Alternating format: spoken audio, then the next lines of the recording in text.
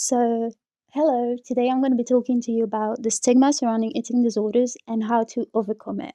My name is Nolwenn. I'm a very normal 21-year-old young woman, and I enjoy dogs and drawing and bullet journaling and yoga and running and so many things. But in 2019, without a reason really, I started to want to lose weight. And I really convinced myself and everyone around me that I was just fine until I ended up on the brink of death because I categorically refused to feed myself.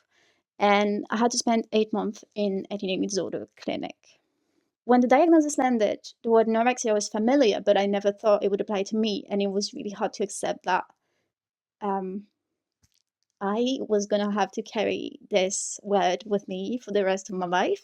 This was in 2019, 2020, and now I've grown a lot, and along the rocky, very rocky road that living life with such an illness is, I've realized just how unknown, stigmatized, and stereotypicalized these kind of illnesses are.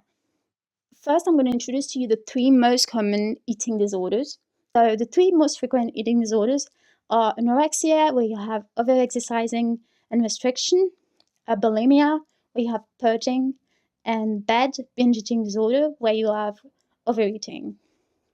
And the three of them are characterized by an intense fear of gaining weight, a lack of self-esteem, and disordered eating.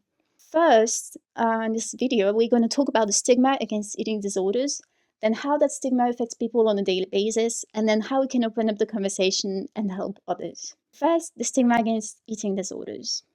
I'm going to first begin by defining stigma. So, stigma is a mark of disgrace associated with a particular circumstance, quality, or person.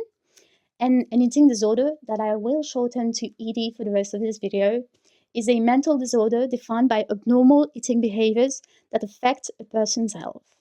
So I have a question for you. What do you think is the most important word about eating disorders? So what is the most important word in the definition that I just read aloud for you? I'm giving you 3 seconds. 1, 2, 3. And you probably said eating because eating disorder, right? But actually, the eating is only the symptom.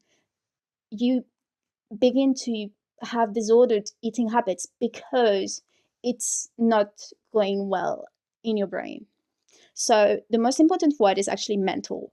Everything is happening inside the person's mind. You will also notice that the definition does not at all mention weight.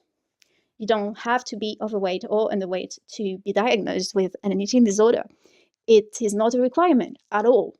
And actually, less than 6% of people with an eating disorder are medically underweight. So medically underweight means that you have a BMI, that's the acronym of body mass index, and it's defined by weight divided by your height to the square. And you're medically underweight when your BMI is under 18.5. There's this widespread cliche that anorexics are all sickly thin, and also that they don't eat, but these two things are cliches and they're not real because most of us are at an healthy weight, and also virtually no one stops eating altogether because you cannot live if you don't eat at all. And due to these popular beliefs, the people who have an eating disorder but are not underweight think things such as, oh, I'm not thin enough to be helped. That is what we call self-stigma, the negative attitudes that people with mental illness may have about their own condition. The way others behave when you've got labeled such as anorexic or bulimic is a very hard thing to deal with sometimes. When I started putting the weight back on, people told me things such as, oh, you're all recovered now, you're doing so much better, blah, blah, blah. They also commented on the way my body looked shamelessly, as if as humans this was a socially acceptable thing to do. And no one around me understood that I still hated my body and I still hated myself. And that it wasn't because I wasn't sickly thin anymore that all this was behind me. And the last thing that I want to talk about in this portion of the video is the life opportunities that I missed because of this label. I didn't get to do my last year of high school because I was in the clinic. Because of that, I didn't get into my dream school, which was INSA.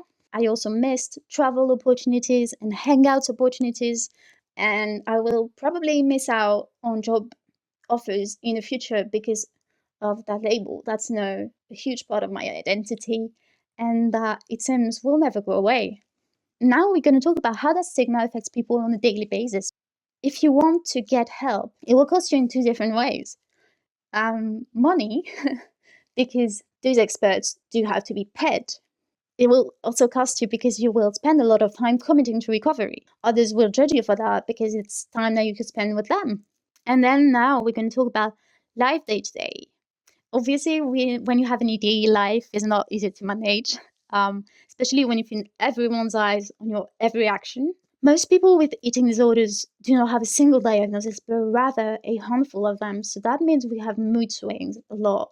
And even bigger than mood swings, there is this thing called ambivalence. So that refers to the state of having mixed feelings or contradictory ideas about if you want to recover or not. And that's very common in EDs. Also, dating and making friends or keeping friends isn't especially easy either. It is known that eating disorders are isolating and lonely illnesses.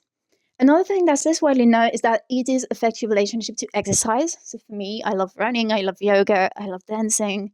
I wasn't allowed to do any of it for a long time because I was doing it to lose weight. What you can do if you don't feel like talking yet is being patient and kind. You do not have to understand how or why. We don't understand ourselves, honestly, but just try to be gentle and supportive. And patience and kindness are the most important words. And whenever you do actually feel like talking to the person and opening up the conversation, you should start by saying that you care and you're worried because you love the person. And lately, you've noticed that things may not be going so well. And to close off this video, I've decided to show you a little shorts that I posted on YouTube about mental illnesses and eating disorder stigma. I was sick when I looked like this. But I was also sick when I looked like this. And I am just as sick now that I look like this. Eating disorders are not numbers. Mental illnesses are invisible. You never know what someone is going through. So let's all be kind to each other. And most importantly, be kind to yourself.